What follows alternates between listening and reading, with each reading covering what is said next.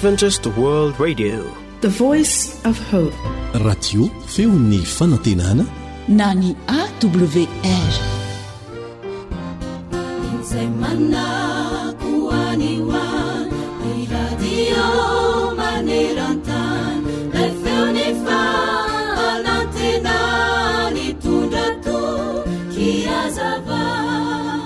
Tamin'ny talata fa 20 janoary 1720 raha nitokana ny trano vato fiangonana ireto mpivavaka dia isan'izay nakamamin'izy ireo ny toriteny nataon'ilay misionera atao hoe Persa. Tao amin'izany toriteny izany no nilazany ity tantara ity. Indray mandeha hoy izy dia tratralina reto mpandeha maromaro. Maisopito ny alina ka tsy nahita na dia nilalakizorana azy izy rehetra fa nivezivezy teny foana. Tamin'izay fotoana izay indrindra akory ny hafaliana izy ireo fa indro nisy olona nitondra fanalana nantona azy. Niaraka tamin'izay dia indreo samy niezaka ny antsoantso izy rehetra hoe aiza ny lalanao aiza ny lalana dia namaly azy ilay lehilahy nitondra fanalaka nanao hoe raha tianareo ny hovelona soma tsara dia aza misy mihetsika mandra-patongako any aminareo.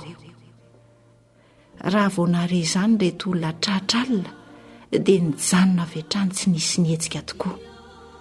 Ka noho ny tonga teo amin'ilay lehilahy nitondra fanala dia akory ny atairan'izy rehetra fa efa teo amoron'ny antsana lalina mahatsiravina ireo.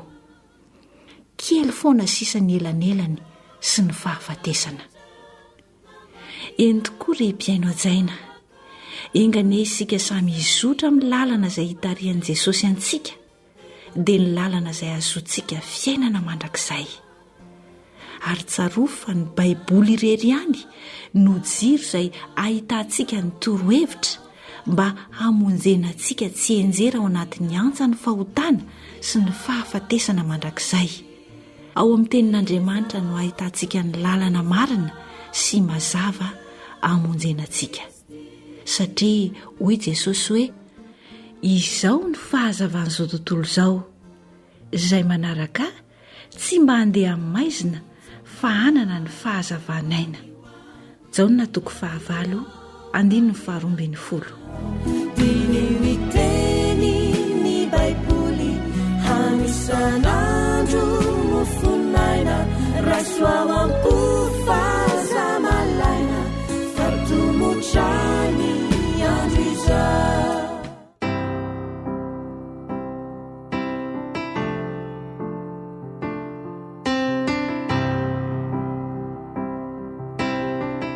Tarika Anita Spianina.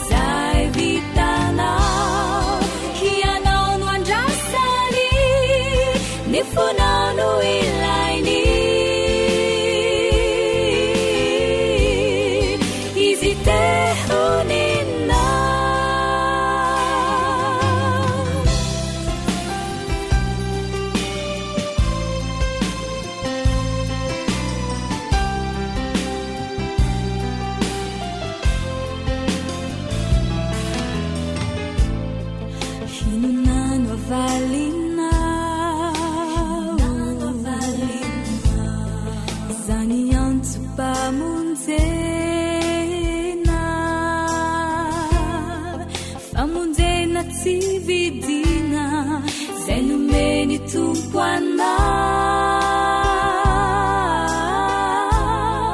fiainana mandrakizay no atolony anao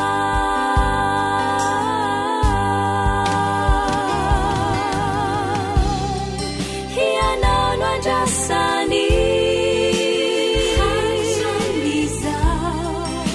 fonao no ilainy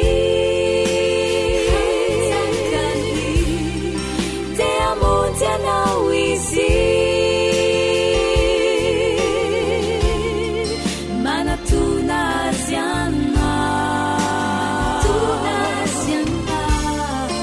izy amela helokao zay vitanao hianao no andrasany fonao no ilainy izy te honinao hianao no andrasany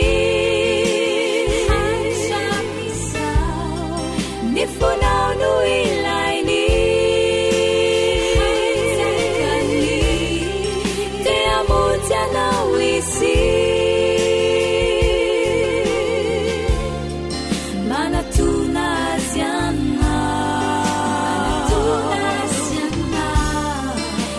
amela helokao zay vitanao hianao no andrasany ny fonao no ilainy izy te honinao hianao no andrasany izy te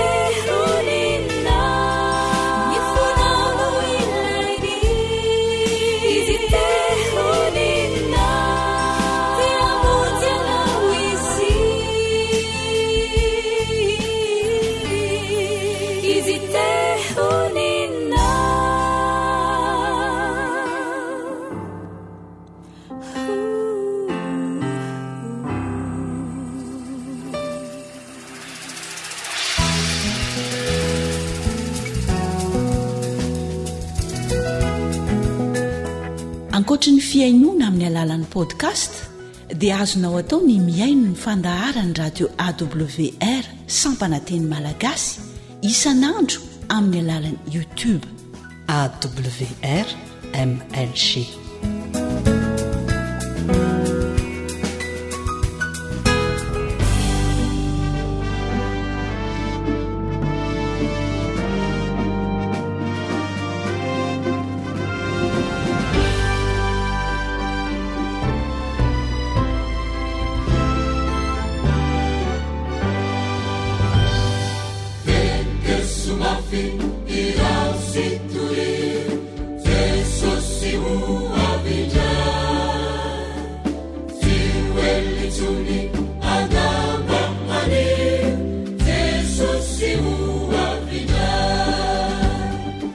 alasara ny faminanin'ny baiboly alasara ny faminanin'ny baiboly fianarana mitohitoy ireo faminaniana apokaliptika ao amin'ny baiboly no man'ny radio advantista iraisan'ny pirenena na ny feon'ny fanantenana ho anao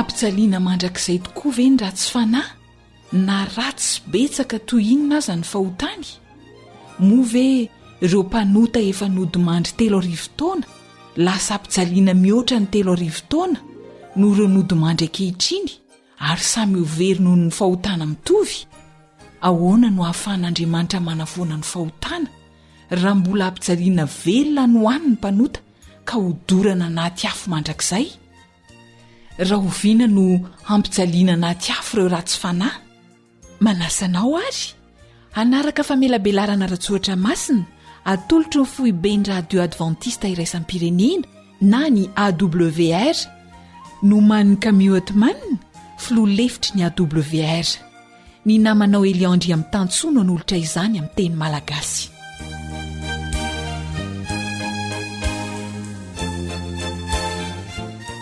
Misaotranao manaraka tsy tapaka ity famelabelarana alasaro ny faminanianao baiboly ity.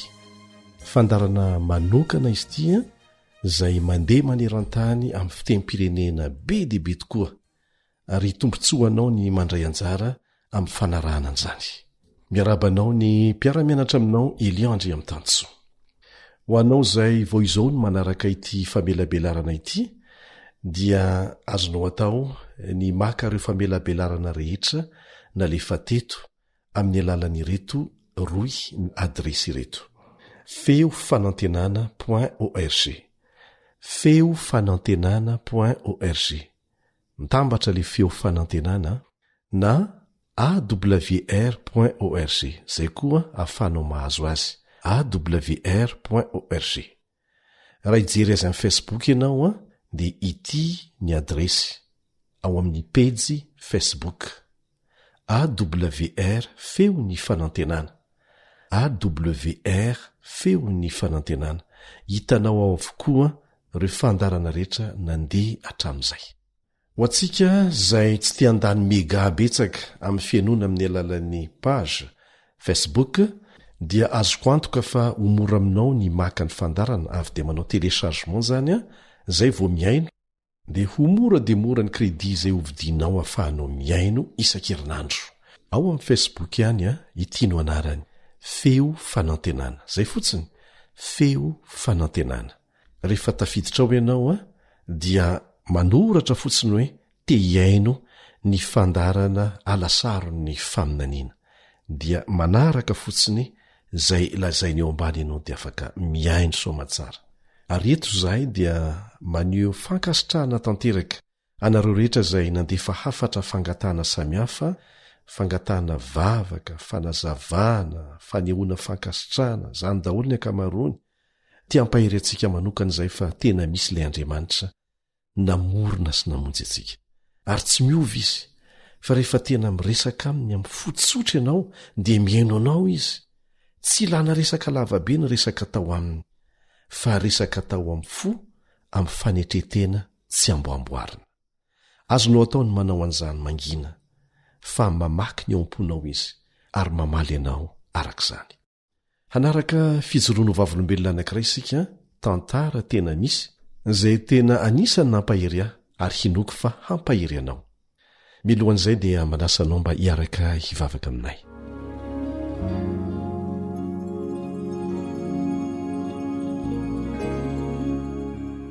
Rainay izay ny an-danitra, ho amasina ny eny anaranao, ho tonga ny fanjakanao, atao any ny sitraponao eo amin'ny fiainanay tsirairay avy reto izay miaraka mianatra ny teninao amin'ny alalan'ity alasaro ny faminanianao amin'ny baiboly ity. Mamelà ny elokay, diovy zahay, amboary ny fiainanay, omendrika an'izany fiainany lanitra izany. Mitahiry eto mpiaino rehetra ireto, tahi azy tsirairay avy, ampio izy ireo mba nao fanandramana amin'ny fifandraisana aminao, ka hiresaka aminao ny amin'ny olana izay mahazo azy, ary hatoky anao amin'ny fondotsotra fa afaka mamahany izany ianao, afaka mitahy azy ianao. Hiaraka hianatra ny teninao indray zahay, mangataka ny fanazavan-tsaina avy aminao amin'ny anaran'i Jesosy. Amen.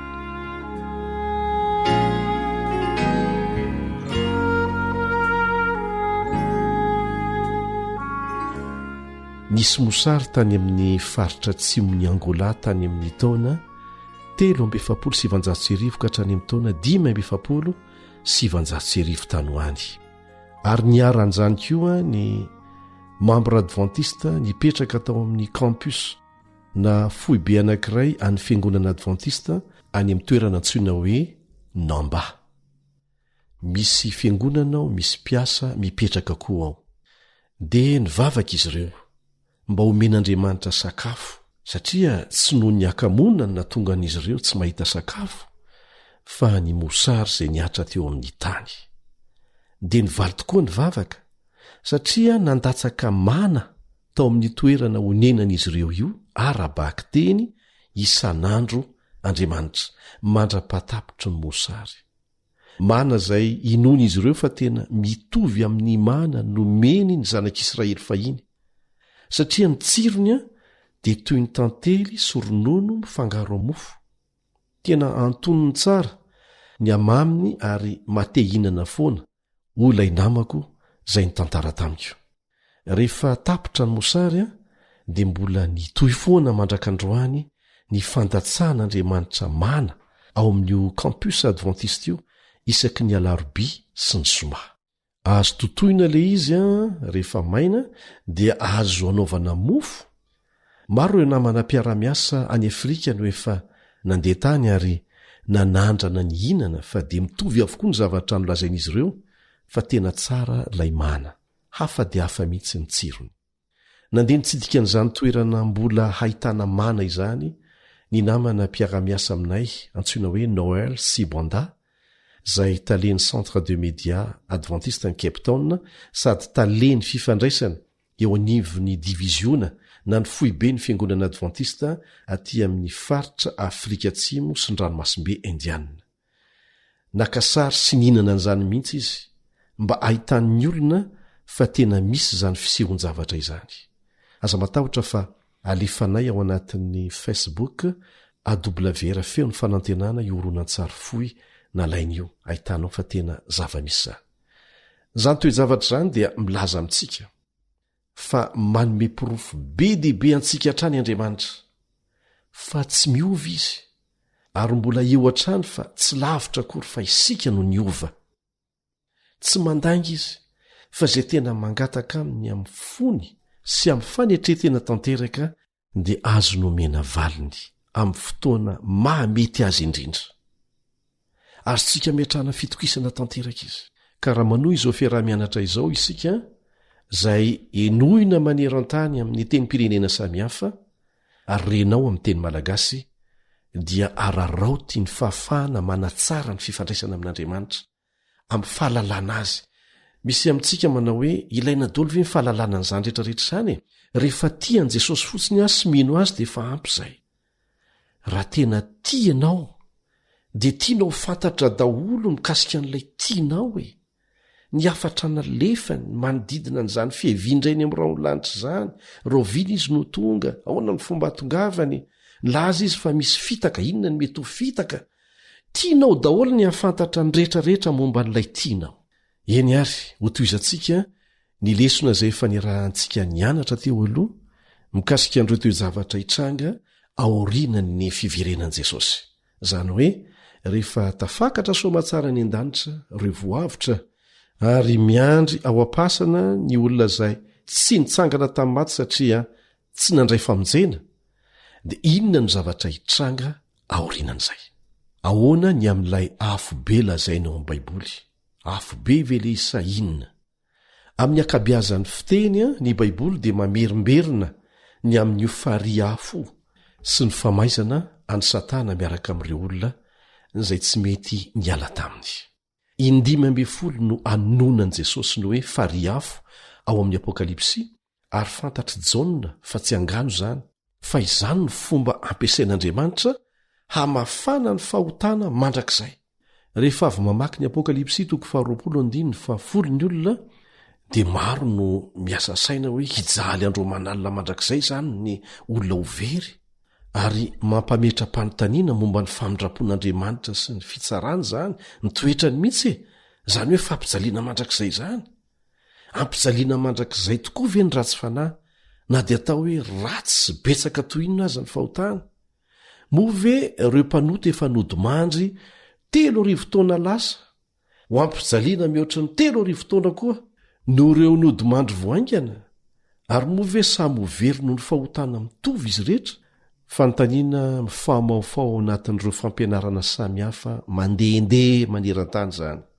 Aleo ny Baiboly ihany no hamaly satria tao anatin'ny Baiboly angenina ahitana an'izany fa tsy tany amin'ny boky hafa. Inona ny marina ara-Baiboly?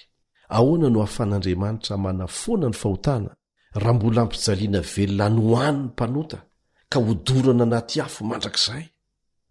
Raha oviana no hampijaliana anaty afo ireo ratsy fanahy. Zao ny vakintsika eo amin'ny Petera 2:7. dia fantatry ny tompo izay hamonjeny ny tsara fanahy amin'ny fankam-panahy sy ny hitehirizany ny olona tsy marina amin'ny fijaliana ho amin'ny andro farany. Rahoviana hoe amin'ny andro farany. Rahoviana moa ny andro ny fitsarana. Zao ny vakintsika eo amin'ny Jaona 2:17. Jaona 2:17. Izay mandaa ka tsy mandray ny teniko dia manana izay mitsara azy. Ny teny izay nolazaiko izany ihany no hitsara azy amin'ny andro farany. Ka arak'izany dia ilainao ilaitsika ny mianatra tsara ny io teny io zany, io tenin'Andriamanitra io. Io no teny vavolombelona izay rehefa tsy raisitsika dia hitsaranantsika. Ao amin'ny Matio 7:17-20 dia misy filazana ny amin'ny fahataperana zao tontolo zao. Matio 7:17-20. Alaivo sary an-tsaina kely anie, na isika olombelona efa simba ny faratsiny eto an-tany aza, tsy eritreritra handefa olona ho any am-ponja raha tsy efa noeloina na notsaraina. Maika fa Jehovah tsy hanafainy olona izy raha tsy mifanatrika amin'ny fitsarany farany. Atao fantatry ny olona rehetra izay ho very fa tena rary ny fitsaran'Andriamanitra. Oreo olona raha ireo ratsy fanahy efa maty no efa mikaraikona ny anaty fariafo ankehitriny, inona intsony no ilana fitsarana aminao avy? Efa ny rahantsika nianatra teto fa ireo ratsy fanahy efa maty dia ho ampasany ihany, fa ho atsangana izy ireo amin'ny fifaran'ny arivo-taona ary hiatrika ny fanameloana azy. Ny Baiboly dia mamerimerina hatrany amin'ny 50 farafahakelany fa ny maty dia matory. Hojerentsika ohatra ny eo amin'ny Danielina 12:12. Danielina 12:12. Ary maro amin'izay matory eo amin'ny vovoky ny tany no ifo. Ka matory izy ireo fa tsy any anaty afobe akory. Ahoana hoy ny voalaza amin'ny Pitoroteny 7:5. Pitoroteny 7:5.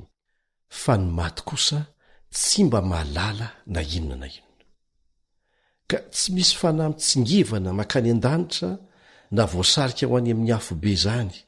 Tsy ara-Baiboly zany. Izay voalaza amin'ny Joba 1:13 dia mazava tsara. Lazainy eo fa rehefa maty ny olona dia hoentina hoeny amin'ny tany fandevenana izy ka mbola hijanona ho ampasana. Mario fa ny olona marina sy ny ratsy fanahy dia handray fahamaliana samihafa. Zao ny voalaza amin'ny Romanina 4:9-20. Fahafatesana ny tambiny ota ary fiainana mandrakizay ny famezam-pahasoavana avy amin'Andriamanitra ao amin'ny Kristy Jesosy tompontsika. Ka anjaran'ny olona no misafidy raha mbola hijanona ao anatin'ny fahotana izy fa tsy mety miala amin'izany dia fahafatesana mandrakizay ny miatra aminy. Fa raha mifidy ilay fanomezam-pahasoavana avy amin'Andriamanitra izy dia fiainana mandrakizay ny miandry azy. Saingy tsy misy filazana ao amin'ny tenin'Andriamanitra hoe ho ampijaliana mandrakizay ny ratsy fanahy. Fa fahafatesana mandrakizay no raisiny izay tsy misy fananganana intsony. Araka ny tenin'Andriamanitra dia tsy famaizana anaty afobe ho mandrakizay ny tambiny ota, fa ny fandevonana ny mandrakizay.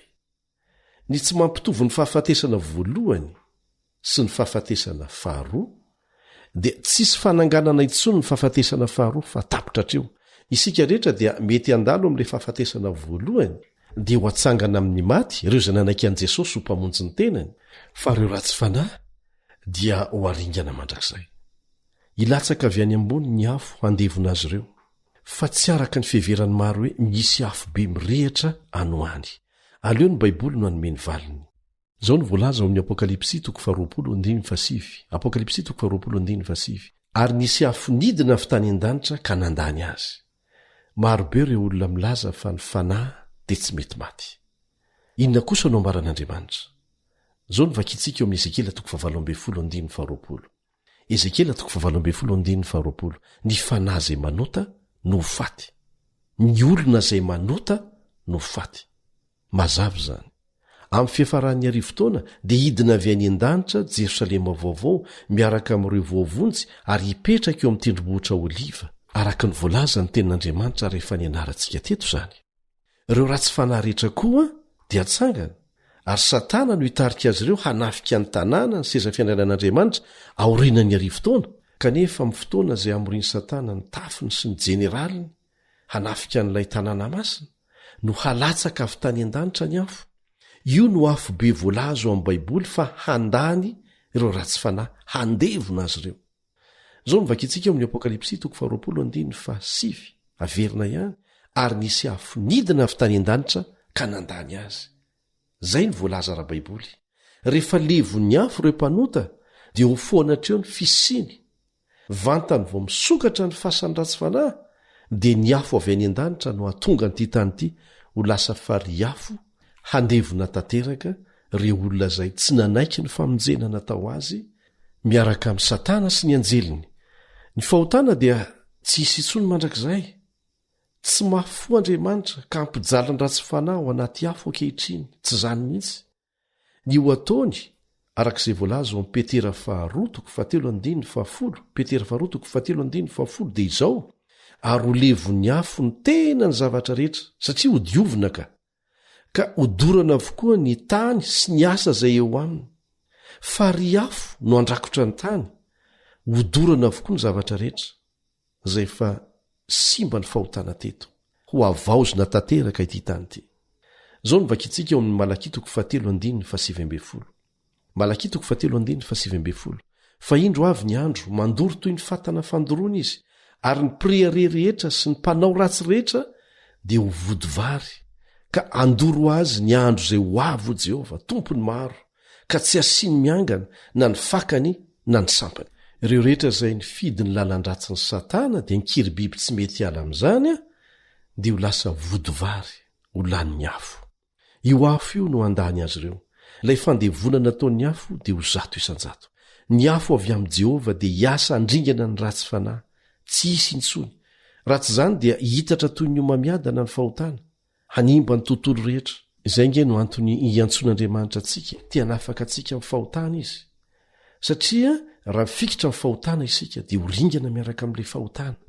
Jehova dia tsy hamela ny fahotana ho mandrakizay. Ary mario tsara fa raha mandrakizay ny fampijaliana dia midika izany fa ho mandrakizay koa izany ny fahotana. Hitantsika amin'izany ny fanolanan'ny Satana ny fahamarinana ao amin'ny Baiboly. Raha tsy miverina ao amin'ny Baiboly ianao mamaky tsara dia tsy maintsy ho voafitaka.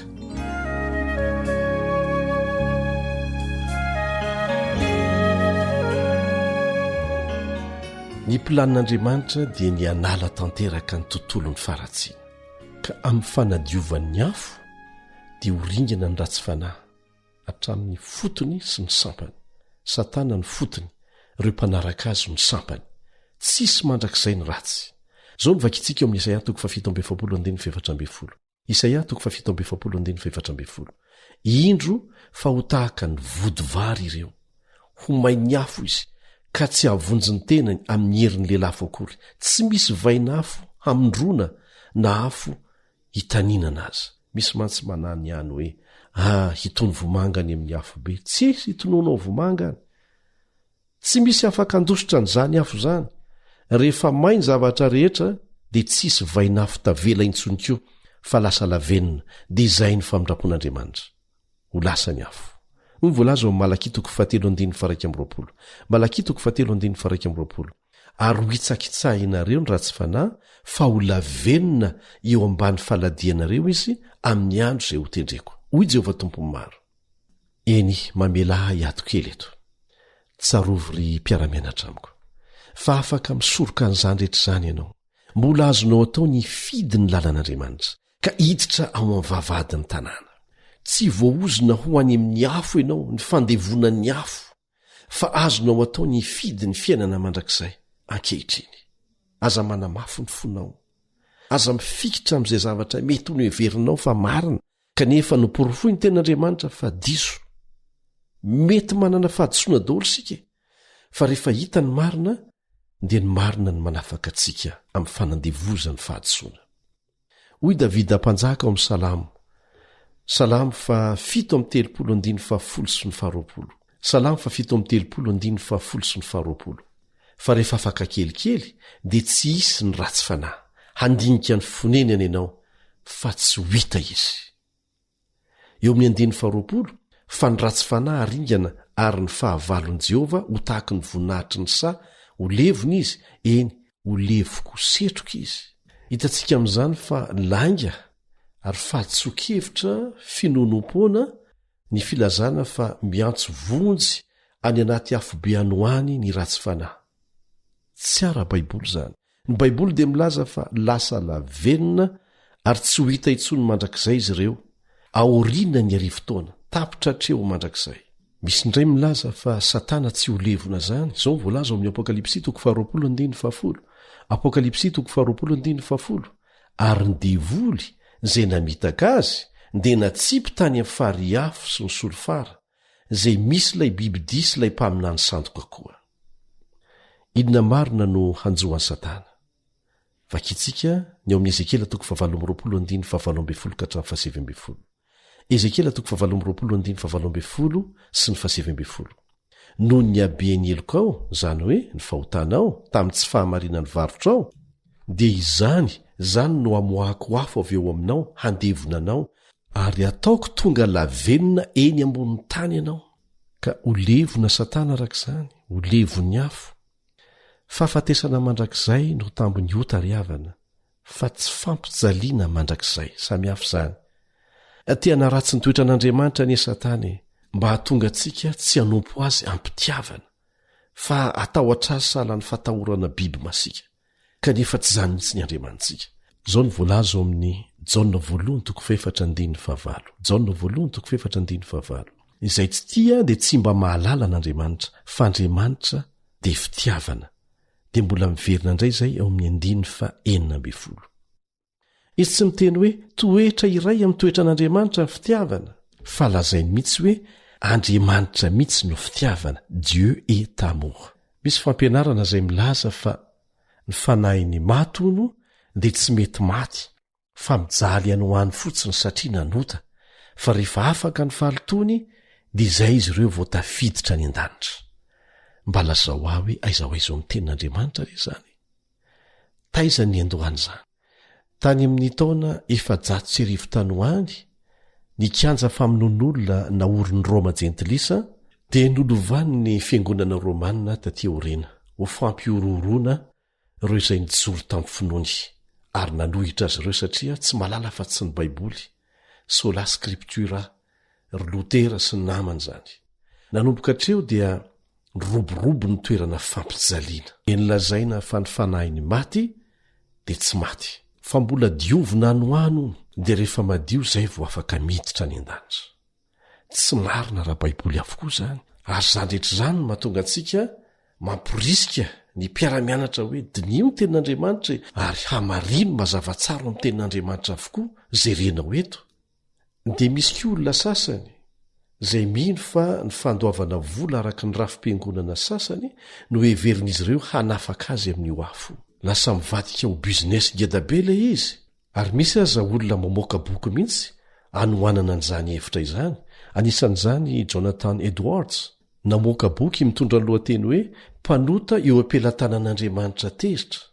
Dia lazainy ao fa toy ny mpanao saribakolo ny Andriamanitra ary manana drafitra ho an'ny olombelona, dia inono fa amin'ny fotoana rehetra dia mety handringana antsika izy rehefa tezitra.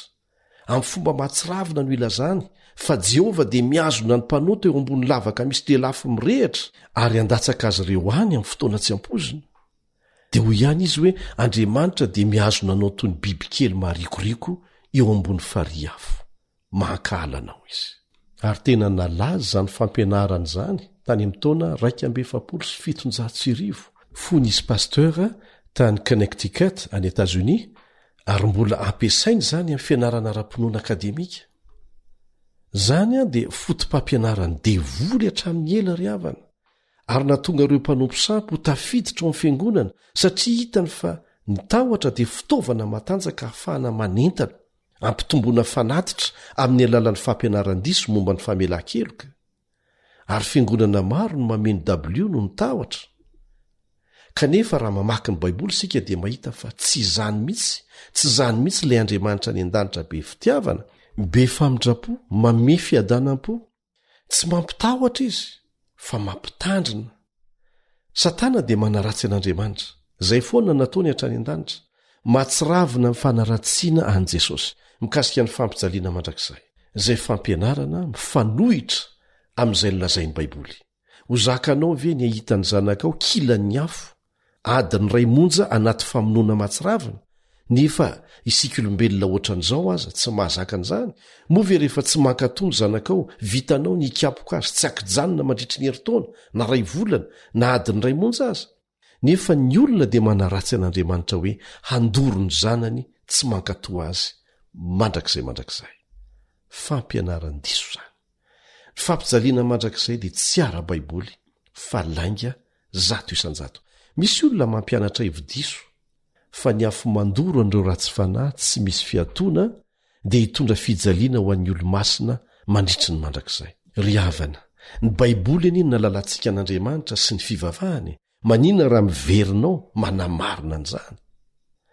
Ngai Dr Samuel Hopkins dia nanoratra fa ny fahitanareo mijaly any amin'ny afobe ho izy dia asambatra ny olo-masina mandrakizay rehefa mahita olona mitovitovy toetra izy ireo sy teraka ao anaty toe-javatra mitovy sy miaraka latsaka anaty fantrana lalina dia efa ampy ahafaly azy ireo zany ve dia ahafaly antsika aiza ho aizao amin'ny baiboly no ahitana fampianarana tahaka an'izany moa ve ireo voavonjy any an-danitra efa nanary ny fiantrana sy ny fangorahana ary ny fahatsapana ny fifandraisan'ny samy olombelona mahafaly an'Andriamanitra ve ny fampijaliana sanatria tompoko hoy ny voalaza amin'ny Ezekela 7:30 Ezekela 7:30 raha velona koa ho Jehovah Tompo dia tsy sitrako ny hafatesany ratsy fanahy fa ny alan'ny ratsy fanahy amin'ny lalany mba ho velona izy dia zao ny toy iny miala amin'ny lalan-dratsinareo fa nahoana moa te ho faty ianareo ry taranak'Israely ka ny fampianarana fa ireo ratsy fanahy nodimandry izay ampijaliana mandrakizay ny anaty afobe dia tsy mifanaraka amin'ny toetra an'Andriamanitra velively izay maneho fitiavana tsy misy fetra amiko sy aminao tamina ny ekeny ho faty nanao sorona ny tenany teo amin'ny hazo fijaliana. Indrisy fa maro ny olona tsy mahatakatra an'izany foto-kevitra izany fa mandray ambolony fotsiny hoe mpitandrina ity ray aman-dreny ara-pivavahana ve no miteny handainga ve izy tsaroa fa lehibe ny anjely tany an-danitra ny Satana kanefa rehefa nitsipaka an'Andriamanitra izy dia lasa ray ny langa. Ny marina dia izao nanome pirofo mazava Jehovah ho miteniny fa hanasazy kosa izay mandika ny lalàny ireo izay mihevitra fa maharo-po Andriamanitra ka tsy hampiatra ny fitsarany amin'ny mpanota dia ilainy mijery ny azo fijaliana teo Kalvari fotsiny ihany. Nahafatesan'i Jesosy dia manamarina fa fahafatesana ny tambiny ota. Ny fantikana ny lalàn'Andriamanitra dia misy valiny avokoa. Kristy ilay tsy nanana ota dia tonga ota ho antsika. Tsy misy fomba hafahafahana miala misazo ny ota. Irian'Andriamanitra ny ahavoavonjy antsika mandrakizay saingy antsika ny safidy. Ny tompontsika dia mamela heloka satria tiany isika fa ny fahotana no alany satria manimba antsika. Ny fitsaran'Andriamanitra dia miankina amin'ny safidy ny raisy ny olona efa mahalala ny marina. Tsy rariny ny anerin'ny olona anankiray iaina amin'ny fiainana mifanohitra amin'ny safidiny.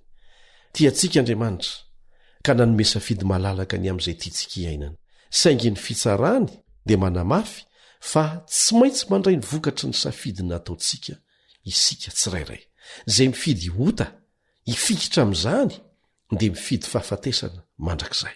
Hoy Jehovah hoe ahoana no ataoko anao inona no azoko atao anao mihoatra noho izay efa vitako. Zany no fotoana ampalahelo indrindra ny lanitra manontolo rehefa tsy maintsy haringana ireo zanaka tsy nankato sy nandahany fitiavany. Ireo rehetra izay nandahan'i Jesosy tsy ho mpamonjy azy fa mbola te hifikitra amin'ny fahotana sy ny fahazarana ratsy dia hijaly raha velankany amin'ilay toerana feno fahamasinana tsy misy fahotana. Tsy ho tamana any izy na ho entina any aza. Irian'Andriamanitra ho tonga ny an-danitra avokoa isika rehetra. Mbola misokatra ho anao ny lanitra. Mbola misy fotoana ahafahanao manao safidy ny hiditra amin'izany paradisa mandrakizay izany. Ninonina zavatra vitanao tamin'ny lasa dia ampy hanarona anao ny famindrapon'i Jesosy fa ekeo amin'ny mpahatsoram-po fotsiny fitiavany.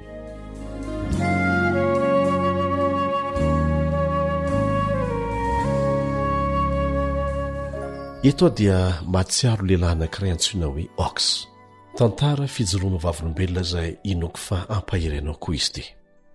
Iray amin'ireo mpiasa ny onjapeo ny radio adventiste maneran-tany ny pastora Borjan voatsela no nandraisany antso an telefônina tamin'ny feo iva dia iva ny bitsibitsika hoe 2 minitra monja no ananako.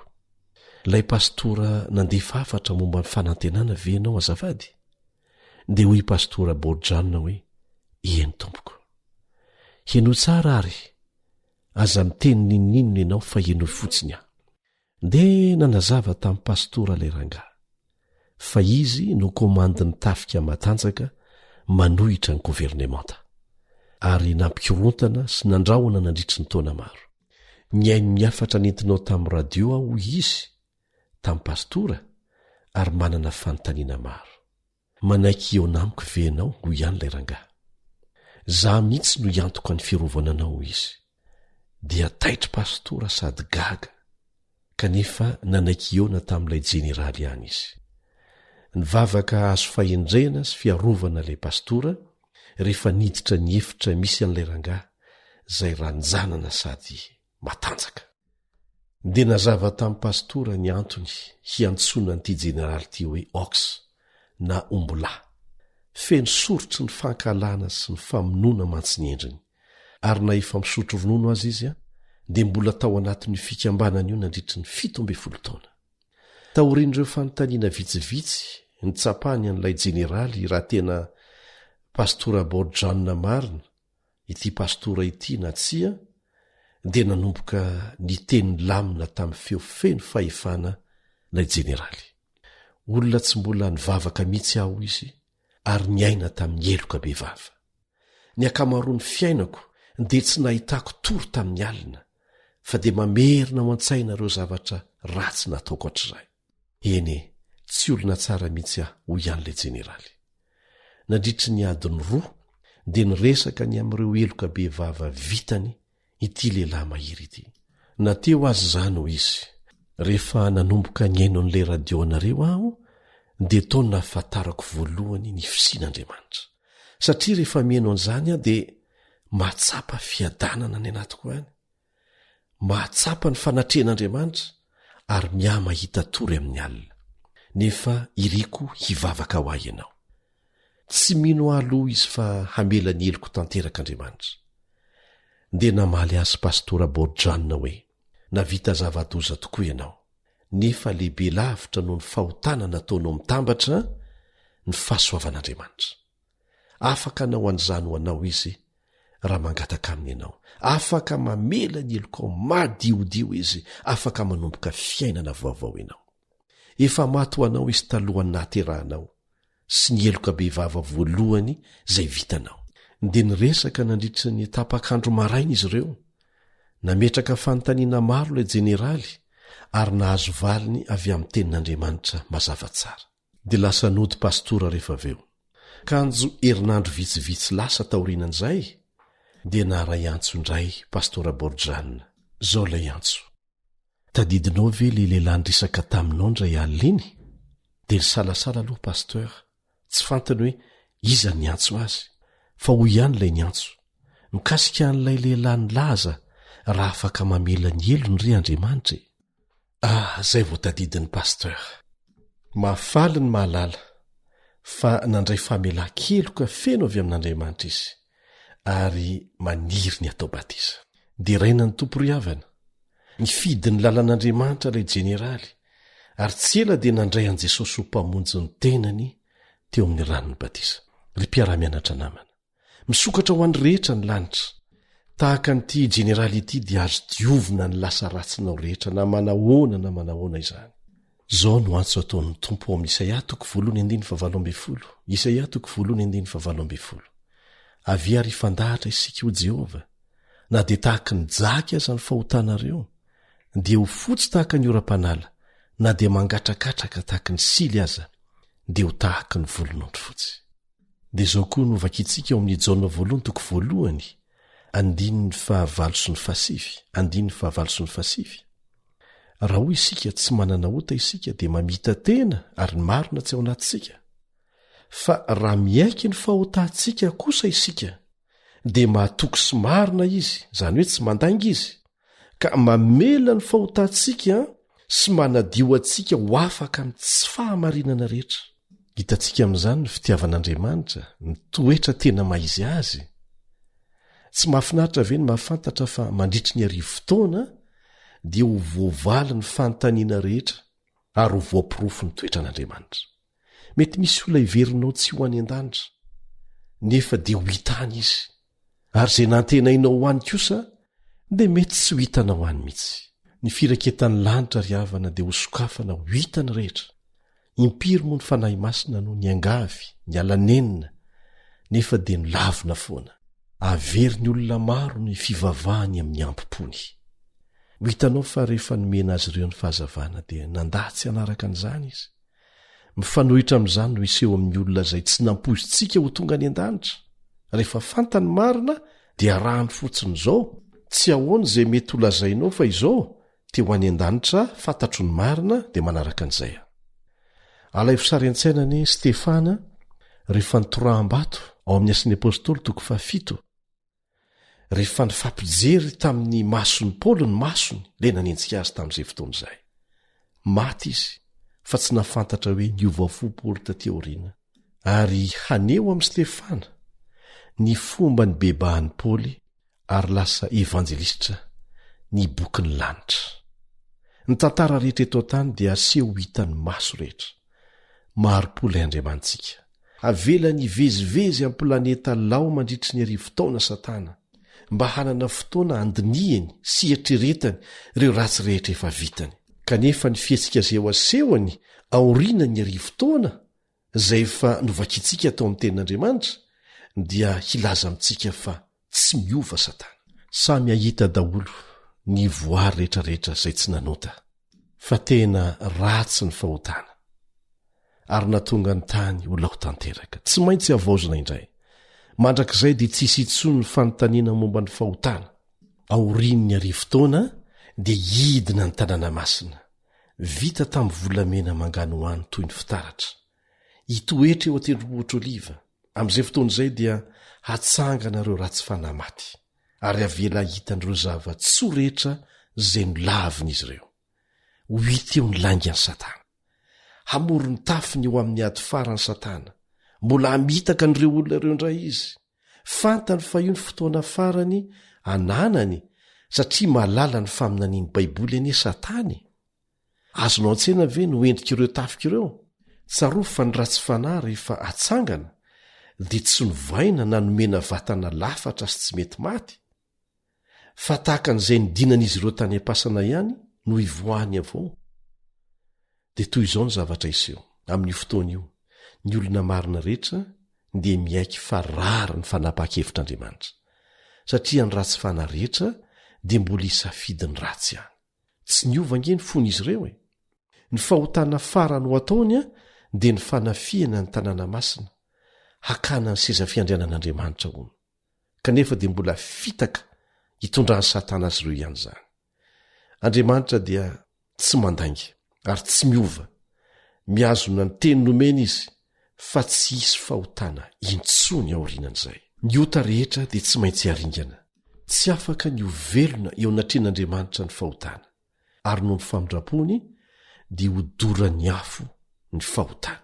Raha tsy tianao ny omay miaraka amin'ile afo, dia meteza ho afahan'Andriamanitra amin'izany fahotana izany.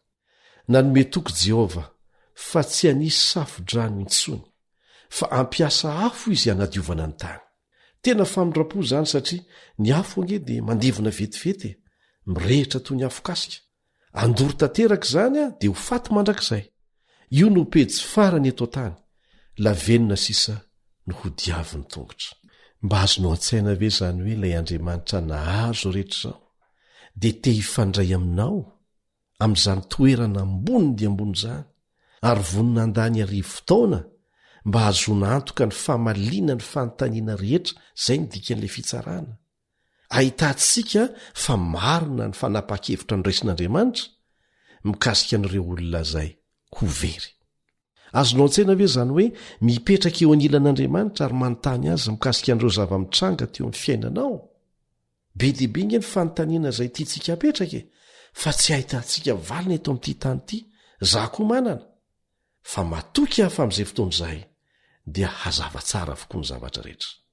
Ny azoko antoka dia tsy mieritreritra fa tsy izay asoa Andriamanitra. Ary zany no Andriamanitra azo itokisana. Manasanao tsy hangatakandro amin'ny fanekena an'Andriamanitra ho Andriamanitra aho. Le Andriamanitra namorona sy namonjy ianao no resahana eto. Inoko fa maniry ianao ny ilaza aminy hoe fantatro fa afaka matoky anao aho. Maniry ny ifandray aminao mandrakizay aho. Mamelà ny eloko ary omeo fiainana vaovao aho. Raha izay ny fanirianao ary tianao nitondranay ambavaka an'izany dia manorata aty aminay. Email awr feo fanantenana @gmail.com. Page Facebook awr feon'ny fanantenana. Na miantsoanay 034 06 797 62 033 07 170 70. Azonao atao tsara koa ny manoratra amin'ny alalan'ity pejy Facebook ity AWR feon'ny fanantenana. AWR feon'ny fanantenana.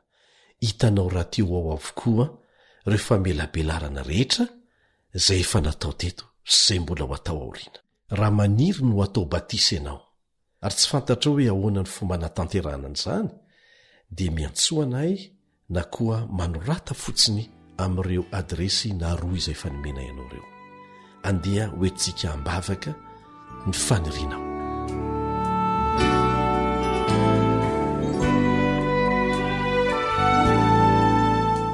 Irainay izay ny an-danitro taio manokana ireto mpiaino tsirairay ireto, mahafantatra ny olana izy ireo tsirairay ianao, mahafantatra ny fahalemena izy ireo tsirairay ianao, fantatrao ny fomarary sy ny tolona taony tsirairay, vokatry ny faratsiana mitranga eto amin'ity tany ity, fantatrao ny fahalemenay, mangataka anao hamela ny elokay, hamela ny elokay rehetra reto izay miaraka miaino izao famelabelarana izao.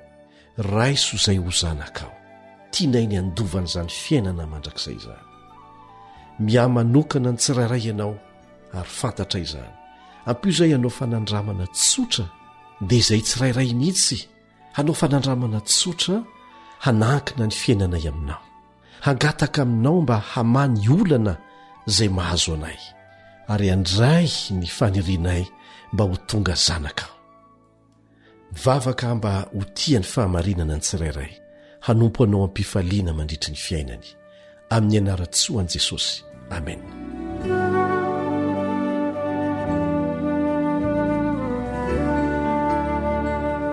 Misaotranao niaraka taminay tao anatin'izay fotoana izay, hinoko fa tsy hanenenanao izany satria ny hoavy mandrakizay mihitsy ange no resahana eto dia manasanao indray hanaraka ny famelabelarana manaraka mikasika ny mariky ny bibidi, hanala sarona ny faminaniany baiboly mahakasika an'izany isika. Fidio hatrany ny lalan'Andriamanitra. Manao mandram-piona vetivety ny namanao Elion Andriamantanso.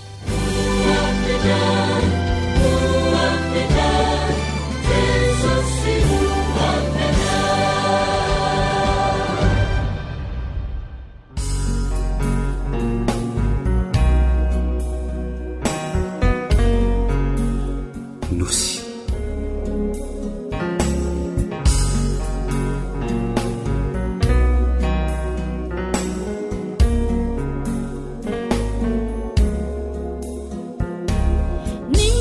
Nino Natal Nyansantsika retrety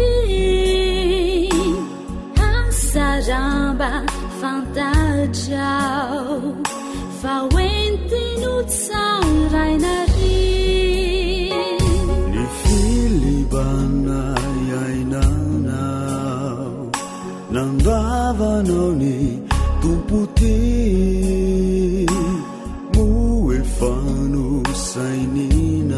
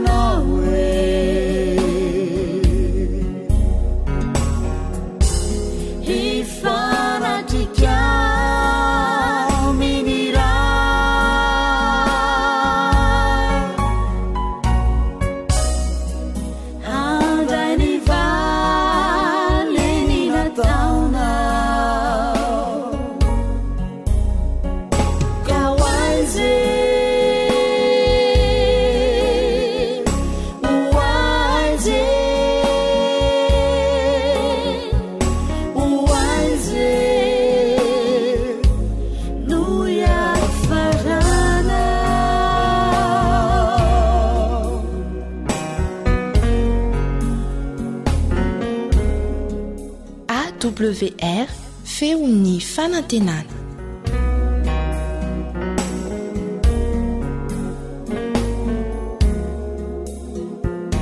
Izay rehetra oampo ary ny fisainanao mivelatra minyavoko tsy misy miafinafina ny mombamomba nsikizao ny tena saina fofanay aokatsiwa dinonao fa takino tsisy pentina wentino tsarainy anao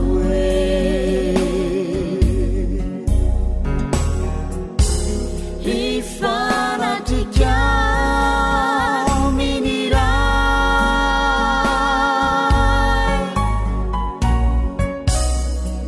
handray ny valeny nataonao ka oaize oaize oaize no iafarana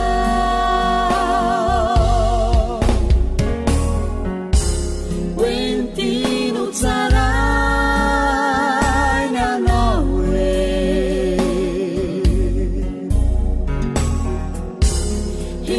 hifanatrika miniray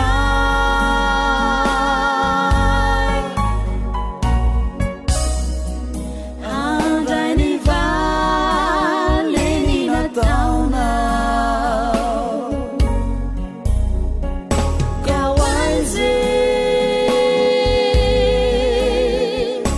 oaize oaize no iafarana ka oaize no iafarana.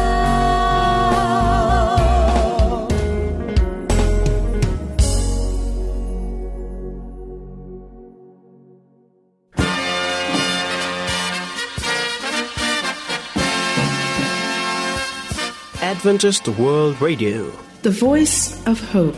radio feon'ny fanantenana. ny farana treto ny fanarahanao ny fandaharan'ny radio feo fanantenana na ny awr amin'ny teny malagasy.